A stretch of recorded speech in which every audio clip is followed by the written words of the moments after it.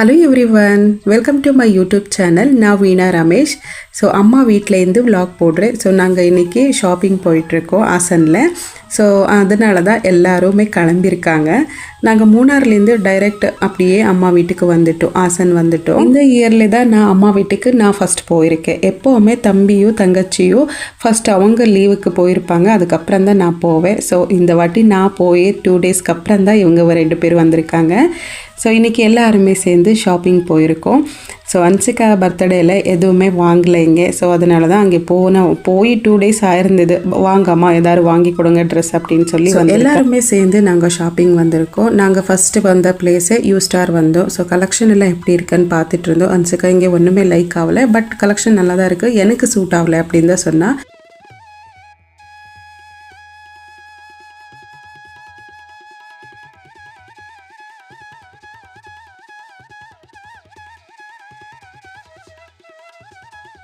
So அங்கேருந்து next shop maths வந்துட்டோம். So இங்கே கலெக்ஷன் சூப்பராக இருந்தது, அவளுக்கும் பிடிச்ச மாதிரி இருந்ததா. ஸோ நானே செலக்ட் பண்ணிக்கிறேன் அப்படின்னு சொன்னால் எனக்கு பெட்டராக தான் இருந்தது. ஏன்னா 1 ஹவர்லேருந்து ஷாப்பிங் பண்ணிகிட்டே இருக்காங்க, எதுவுமே செலெக்ஷன் பண்ணல. ஸோ அதனால தான் நான் என்ன பண்ணேன்னா, நான் ஒரு இடத்துல போய் உட்காந்துட்டேன். எனக்கு கால் வலி ஸ்டார்ட் ஆகிடுச்சு. ஸோ அதனால தான் உங்களுக்கு எது பிடிக்குதோ ஃபைனல் பண்ணிவிட்டு கூப்பிடுங்க, அப்புறமா நான் செலக்ட் பண்ணுறேன் அப்படின்னு சொல்லிவிட்டு போய் ஒரு இடத்துல உட்காந்தாச்சு. ஸோ இவங்களும் நிறைய ட்ரெஸ் பார்த்தாங்க, அதுக்கப்புறம் வேர் பண்ணி பார்த்தாங்க. ஸோ ஏதோ பிடிச்சதுன்னு சொன்னாங்க ஃபைனலி. அதுக்கப்புறம் வாங்கிட்டு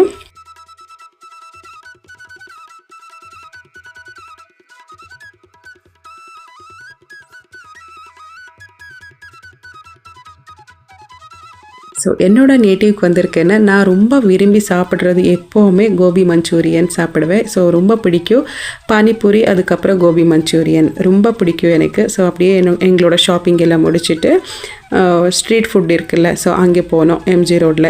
அங்கே போய் கோபி மஞ்சூரியன் வாங்கிட்டு சாப்பிட்டுட்டு அதுக்கப்புறம் தான் வீட்டுக்கே போனோம். எப்போவுமே ஊரில் இருந்துட்டு வர வரைக்கும் ஸோ எப்போல்லாம் நான் டவுன் போகிறேன் அப்போல்லாம் இது வாங்கி சாப்பிட்டுடுவேன். ஸோ எனக்கு ரெடிமேட் சுடிதார் விட இந்த மாதிரி ஸ்டிச் பண்ண சுடிதார் தான் ரொம்ப பிடிக்கும். ஸோ இது பழைய ட்ரெஸ் ஆனாலும் வீட்டிலே போட்டுக்கலாம். ஸோ ரெடிமேட் எப்படின்னா ஒரு டைம் 2 டைம் வாஷ் பண்ணாலே போதும். ஸோ அது ஒரு மாதிரியாக இருக்கும், திரும்பி போடவே முடியாது, கலர் போன மாதிரியும் இருக்கும், ரொம்ப பழைய ட்ரெஸ் மாதிரி இருக்கும். ஸோ அதனால தான் இந்த மாதிரி மெட்டீரியல் வாங்கி ஸ்டிச் பண்ணி சுடிதார் போட்டுக்கிறது ரொம்பவே நல்லது அப்படின்னு தான் எனக்கு தோணும். ஸோ நான் அப்போலேருந்து அப்படியே பழகிட்டேன். ஸோ அப்படியே இருக்குது. ஸோ நான் ஆசன் வந்தப்போ எல்லாம் இந்த கடையில் தான் நான் மெட்டீரியல் வாங்கிட்டு, காலேஜ் படிக்கும் போதெல்லாம் இந்த கடையில் தான் நான் மெட்டீரியல் வாங்கி ட்ரெஸ் தைச்சிப்பேன். ஸோ இவங்க கிட்டே தான் நான் ஸ்டிச்சஸ் கொடுத்துட்டு எந்தெந்த மெட்டீரியல் வேணும் எல்லாமே செலக்ட் பண்ணி கொடுத்துட்டு போயிடுவேன். எல்லாம் காட்டன் மெட்டீரியல் தான். ஸோ ரொம்ப அழகாக சுடிதார் தைச்சி கொடுத்துருவாங்க. ஸோ இது நெக்ஸ்ட் டே குலதெய்வ கோயில் போகலாம் அப்படின்னு சொல்லி நான் காலையிலே சீக்கிரமாக குளித்து கிளம்பிட்டேன். ஆனால் அம்மா நான் டிஃபன் பண்ணியிருக்கேன், நீ கேசரி பண்ண அப்படின்னு சொல்லி எனக்கு ஒரு வேலை கொடுத்துட்டாங்க. சாப்பிட்டுட்டு வீட்டில் பூஜை முடிச்சுட்டு போயிடு அப்படின்னு தான் சொன்னாங்க. பட் ஏன்னா ரொம்ப தூரத்தில் இருக்குது, நாங்கள் திரும்பி சாப்பிட்றேன், மத்தியானத்துக்கு மேலாயிடும், அதனால தான் நீங்கள் டிஃபன் முடிச்சுட்டு போயிடுங்க அப்படின்னு தான் சொன்னாங்க. ஸோ காலையில் டிஃபன் உப்புமா பண்ணியிருந்தாங்க, அதனால தான் எனக்கு கேசரி பண்ண சொன்னாங்க. ஏன்னா அம்மா வீட்டுக்கு போயிருக்கோன்னா அது ஒரு தனி மரியாதை. ஸோ அப்போ தான் கொஞ்சம் நாங்கள் ரிலாக்ஸாக ஃபீல் பண்ணுறோம். ஏன்னா அந்தளவுக்கு வேலை இருக்காது. காலையில் சீக்கிரமாக எந்திரிக்கணும், பசங்களுக்கு டிஃபன் பண்ணணும், அவங்கள ரெடி பண்ணி ஸ்கூலுக்கு அனுப்பணும் அப்படின்னு இந்த மாதிரி எந்த வேலையும் இருக்காது. எப்போ வேணும் தூங்கிக்கலாம், எப்போ வேணும் எந்திரிக்கலாம், ஸோ எப்போ வேணும் சாப்பிட்டுக்கலாம். இந்த மாதிரி எல்லாம் ஃப்ரீயாக இருக்கணும்னா அது அம்மா வீடாக தான் இருக்கணும். ஸோ அங்கே தான் யாருமே குறை சொல்ல மாட்டாங்க. அப்பா இருக்கட்டும் அம்மா இருக்கட்டும், நீ எந்திரி சீக்கிரமாக வேலை பண்ணணும் அப்படி இப்படி எதுவுமே குறை சொல்லாமல் இருக்கிற ஒரு அமைதியான இடம்னா அம்மா வீடு தான். எங்களுக்கு பிடிச்ச மாதிரி சாப்பாடு செஞ்சு கொடுங்க அப்படின்னு நாங்கள் வாயை திறந்து கேட்குற வீடுன்னா அம்மா வீடாக தான் இருக்கும். அம்மா கிட்டே மட்டும்தான் நாங்கள் அப்படி பேச முடியும். எங்களோட டிஃபன் டைமும் முடிஞ்சது. எல்லோரும் ஒன்றா உட்காந்து டிஃபன் சாப்பிட்டு முடிச்சிட்டோம். அதுக்கப்புறம் அம்மாவுக்கு உடம்பு சரியில்லை. ஸோ ரொம்ப நாளாக பூஜை ரூம் க்ளீன் பண்ணாமல் இருந்தது. பூஜை பண்ணிவிட்டு க்ளீன் பண்ணிவிட்டு போயிடு அப்படின்னு தான் சொன்னாங்க.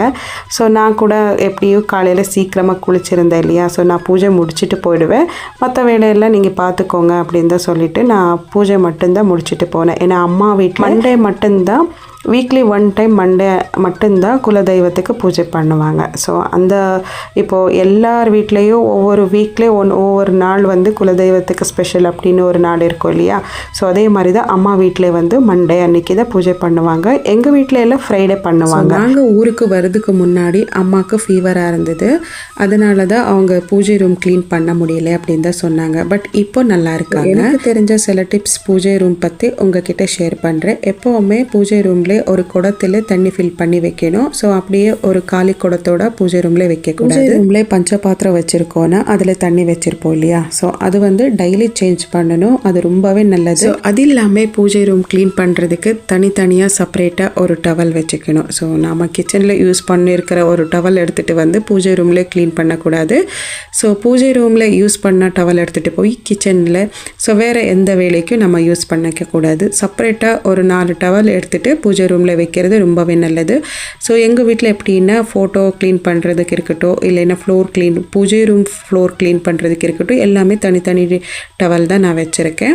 ஸோ அம்மா வீட்லேயும் அப்படி தான் வச்சுருக்காங்க. பூஜை ரூம் க்ளீன் பண்ணிக்கும் போது தண்ணி உள்ளாரே பச்சை கற்பூரம் அதுக்கப்புறம் ஜவாது பவுடர் வந்து போட்டுட்டு க்ளீன் பண்ணுறது ரொம்ப வாசனையாக இருக்கும். இப்போ பூஜை ரூம்ல குங்குமம் எல்லாம் நிறையவே வாங்கியிருப்போம். எப்போவுமே சின்ன சின்ன பேக்கெட் வாங்குறது கிடையாது. எப்படியோ ஒரு 250 கிராமில் வாங்கியிருப்போம் இல்லையா. ஸோ அது வந்து ரொம்ப நாளுக்கு கெடாமல் அப்படியே இருக்கணும்னா அதில் பச்சை கற்பூரம் போட்டு வைக்கிறதுனால பூச்சி வராமல் இருக்கும். கொஞ்சம் அப்படியே திறந்து வச்சிங்கன்னா ஒரு மாதிரி பூச்சி வந்த மாதிரி இருக்கும்.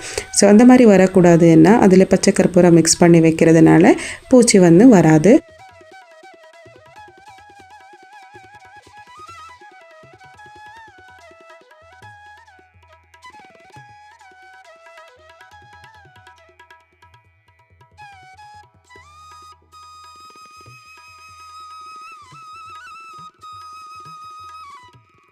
ஸோ நான் கூட ஃபுல் பூஜை ரூம் எல்லாமே க்ளீன் பண்ணிவிட்டு எனக்கு வீடியோ பண்ணி கொடுத்துட்ருக்கிறது யார் தெரியுமா? என் சிஸ்டரோட பொண்ணு பார்கவி. ஸோ நான் எப்போ காலையில் கிளம்பிட்டு என் கூடவே கிளம்பியாச்சு. நானும் கோயிலுக்கு வர பெரியம்மா அப்படின்னு சொல்லி ஃபுல் வீடியோ அவளே ஷூட் பண்ணி கொடுத்துட்ருக்கா. எனக்கு அழகாக ஸ்லோக்காக சொல்கிறான். ஸோ இந்த வருஷத்துலேருந்து பரதநாட்டிய கிளாஸ் போயிட்டுருக்கா. நான் சும்மா தான் உட்காந்துருப்பேன்ல, அப்போ எல்லாம் கேட்குறது அவளை, உனக்கு என்னென்ன ஸ்டெப் வரும் என் முன்னாடி ஆடி காமி அப்படின்னு சொல்லி அழகாக ஆடுவா. ஸோ எனக்கு பார்க்கும்போதெல்லாம் க்யூட்டாக இருக்கு. அப்படியே என் கூடவே சேர்ந்து பூஜை பண்ணுறேன் அப்படின்னு சொல்லி உட்காந்துட்டு நான் அப்படியே பூஜை பண்ணும்போது சில ஸ்லோகத்தை சொல்லிகிட்டே நான் பூஜை பண்ணுவேன். ஸோ அதே மாதிரியே அவளும் பாடிட்டே இருந்தா. ரொம்ப அழகாக சொன்னா. அம்மா வீட்லேயும் கலசம் வச்சு தான் பூஜை பண்ணுவாங்க. கலசம் வைக்கும்போது நீட்டாக எல்லாமே ப்ராப்பராக ரெடி பண்ணிவிட்டு அதுக்கப்புறம் தான் கலசம் வைக்கணும். கலசம் வந்து ரெடி பண்ணிக்காமல் வெறும் செம்பு வைக்கிறது, அதுக்கப்புறம் வெத்தலை வைக்கிறது, தேங்காய் வைக்கிறது, இந்த மாதிரி பாதி எல்லாமே ரெடி பண்ணக்கூடாது. ஒரு இடத்துல அழகாக கலசம் ரெடி பண்ணிவிட்டு அதுக்கப்புறம் தான் நம்ம எந்த இடத்துல டெய்லி வச்சு பூஜை பண்ணுறோம் ஸோ அந்த இடத்துல கலசம் வந்து வச்சிடணும். அப்படியே கலசம் இப்போ நான் ரெடி பண்ணிகிட்ருக்கேன், இன்னும் நான் வைக்கல. ஸோ கலசத்து உள்ளாரே தண்ணி ஃபுல்லாக வைக்கணும். ஏன்னா அந்த தேங்காய் வைக்கிறோம் இல்லையா, அந்த தேங்காயத்தோட கீழ் பகுதி அந்த தண்ணியில் படணும். அந்த மாதிரி தான் கலசம் வைக்கணும்.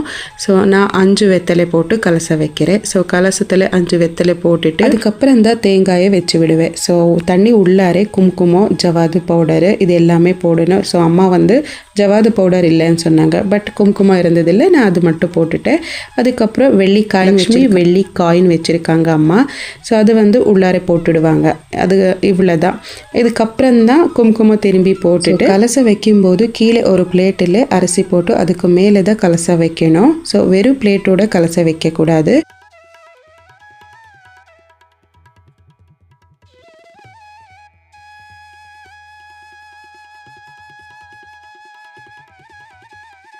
कृष्णाय वासुदेवाय हरे परमात्मने प्रणतं क्लेशनाशाय गोविन्दाय नमः।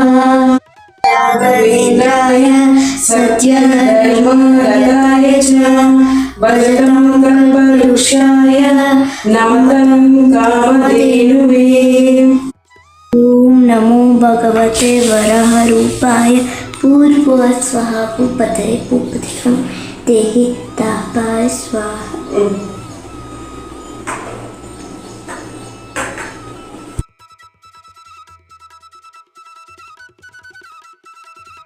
ஸோ கலசம் வைக்கும்போது எப்போவுமே ஸ்லோகாவை பாடி தான் வைக்கிறது ரொம்பவே நல்லது. என் கூட சேர்ந்து பார்கவியும் பாடி. ஸோ சில ஸ்லோகம் மட்டும்தான் நான் கிளியராக இருக்கிறது மட்டும்தான் இங்கே போட்டிருக்கேன். ஸோ அம்மா வீட்டில் இந்த கரிப்பூ வளையல் வச்சு பூஜை பண்ணுறாங்க. ஸோ இது வந்து எதுக்காக வச்சுருக்காங்கன்னா, இது வந்து லக்ஷ்மி சங்கேதா. ஸோ அதனால தான் வச்சுருக்காங்க. அது இல்லாமல் எங்கேயாச்சும் வெளியில் போகும்போது ஒரு நல்ல விஷயத்துக்கு நல்ல ஒரு வேலைக்கு போகும்போது ஸோ இந்த வளையல் பார்த்துட்டு போனால் நல்லது நடக்கும் அப்படின்னு ஒரு நம்பிக்கை. ஸோ அதனால தான் 2 வளையல் இந்த மாதிரி வச்சு பூஜை பண்ணுறாங்க. ஸோ இது வந்து பಳೆ மல்லார் அப்படின்னு தான் சொல்கிறாங்க கன்னடத்தில். ஸோ அது இல்லாமல் இது வந்து மோர் கிடைக்கிற ஸ்டிக்கு, இதையும் அரிசி மேலே வச்சு பூஜை பண்ணுறாங்க. ஏன்னா அன்னபூரணேஸ்வரி வீட்டில் இருக்காங்க அப்படிங்கிற ஒரு நம்பிக்கை. ஸோ அதனால தான் எப்போவுமே இது வந்து வீடு கூடி போகும்போது இது எல்லாமே வச்சுட்டு வீடு கூடி போவாங்க. அப்போலேருந்து அப்படியே வச்சு பூஜை பண்ணிகிட்ருக்காங்க அம்மா. ஸோ இங்கே இருக்கிற பூ எதுவுமே காசு கொடுத்து வாங்கினது கிடையாது. எல்லாமே வீட்டில் இருக்கிற செடியில் பூத்தது பூ தான். ஸோ இது வந்து பூஜை பண்ணுறதுக்கு யூஸ் பண்ணிட்டாங்க.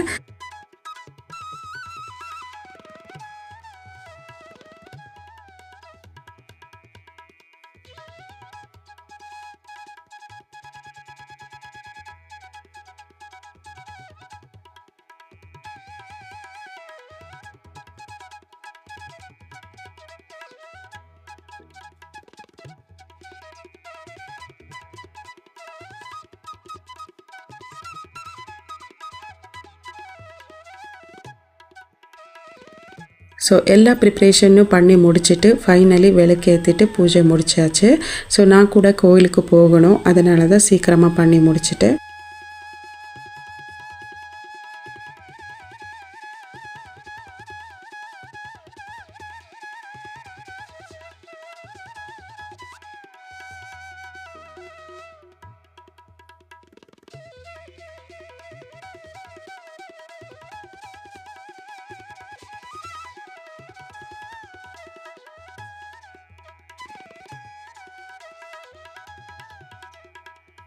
ஸோ எப்போ எல்லாம் நான் நேட்டிவ் போவேன் அப்போ எல்லாம் நான் குலதெய்வத்து கோயிலுக்கு போயிட்டு வந்துடுவேன். ஏன்னா நமக்கு எவ்வளோ பிடிச்ச தெய்வம் இருந்தாலும் குலதெய்வத்தோட ஆசீர்வாதம் எப்போவுமே எங்கள் மேலே இருக்கணும். ஸோ அதனால தான் நான் எப்போல்லாம் ஆசன் போகிறேன் அப்போல்லாம் இங்கே போயிட்டு பூஜை பண்ணிவிட்டு வந்துடுவேன். எங்களுக்கு ஒரு மாதிரி திருப்தியாக இருக்கும். கோயிலை பார்த்த மாதிரி இருக்கும், சாமி பார்த்த மாதிரி இருக்கும். ஒரு அர்ச்சனை பண்ணிவிட்டு அங்கேருந்து வந்துடுவோம். ஸோ இப்போ தான் கோயில் வந்து கட்டிகிட்ருக்காங்க புதுசாக. ரொம்ப நல்ல பெரிய கோயில். ஸோ இப்போ கட்டுறது ரொம்ப பெரிய கோயில் கட்டிகிட்ருக்காங்க. அர்ச்சனை பண்ணிவிட்டு ஒரு இடத்துல போய் உட்காந்துட்டு, கோயிலில் போன உடனே அர்ச்சனை பண்ணி முடித்த உடனே வீட்டுக்கு கிளம்பக்கூடாது. கொஞ்சம் நேரம் உட்காந்துட்டு வந்துடணும். ஸோ அப்படியே அங்கே வாழைப்பழம் அப்புறம் தேங்காய் எல்லாமே சாப்பிட்டுட்டு உட்காந்துருந்தோம். ஸோ நல்லா மழை வந்தது.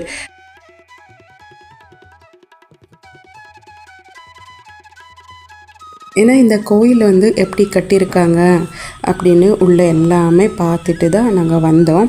ஸோ நாங்கள் இது ஓப்பன் பண்ணுறதுக்குள்ளே இங்கே தான் இருப்போம். ஊருக்கு அந்த டைமில் போக முடியாது. அதனால தான் உள்ளே எந்த மாதிரி எல்லாம் இருக்குது அப்படின்னு சொல்லி பார்த்துட்டு தான் வந்தோம். ஏன்னா அர்ச்சகர் ரொம்ப தெரியும் எங்களுக்கு. ஸோ அதனால தான் நாங்கள் அப்படியே பார்த்துட்டு வந்துட்டோம்.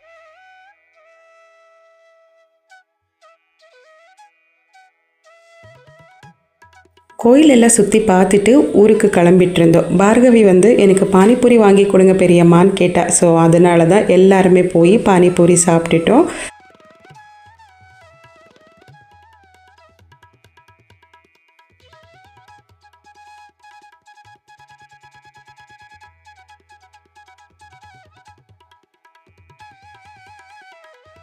பானிபூரி சாப்பிடும்போது எங்கள் அம்மா ஃபோன் பண்ணாங்க. எவ்வளோ நேரம் ஆச்சு, நல்லா மழை வேற பெஞ்சிட்ருக்கு, சீக்கிரமாக வாங்க வீட்டுக்கு அப்படின்னு சொல்லி. நாங்கள் என்ன பண்ணோம்னா வீட்டுக்கு போல எங்கள் ஊரில் சின்ன மவுண்டைன் இருக்குது. ஸோ அந்த மவுண்டைன் மேலே ஒரு சிவன் கோயில் இருக்குது. அங்கே போய் பார்த்துட்டு போகலாம் அப்படின்னு சொல்லி தான் அங்கே போனோம். ஸோ நாங்கள் அங்கே போகிறதுக்குள்ளே மழை நின்று. ஸோ இந்த கோயில் சுற்றி இப்படி தான் இருக்குது. பௌர்ணமி அன்னைக்கு ரொம்ப விசேஷமாக இருக்கும் இந்த கோயிலில். நாங்கள் எல்லாம் சின்ன வயசில் விளையாடின இடம் இது. ஏன்னா இந்த கோயிலேருந்து அம்மா வீடு வந்து 1/2 கிலோமீட்டர் தான் இருக்குது. இங்கே வந்ததுக்கப்புறம் ஃபோன் பண்ணி சொல்லிட்டேன், இங்கே தான் இருக்கோம் கோயில்கிட்டே தான் அப்படின்னு சொல்லி. அம்மா வந்து சீக்கிரமாக வாங்க அப்படின்னு. ஸோ நாங்கள் கொஞ்சம் நேரம் இங்கே டைம் ஸ்பெண்ட் பண்ணிவிட்டு உட்காந்து பார்த்துட்டு தான் வந்தோம். முன்னாடி எல்லாம் இந்த இடம் இப்படி இல்லை, நல்லா பெரிய பெரிய மரமாக இருந்தது. ஸோ அதெல்லாமே எடுத்துகிட்டு இந்த மாதிரி கல் போட்டிருக்காங்க. ஸோ இப்போ எப்படி இருக்குன்னு பார்க்க தான் வந்தோம் நாங்கள். ஸோ இந்த மலைக்கு மேலே போய் நின்றுட்டு பார்த்தா ஃபுல்லு சிட்டியே தெரியும். சுற்றி எல்லாம் மலையாக தான் இருக்குது. ஸோ ஃபுல்லாக எல்லாமே நல்லா அழகாக தெரியும். ஃபுல்லு ஊரே தெரியும்.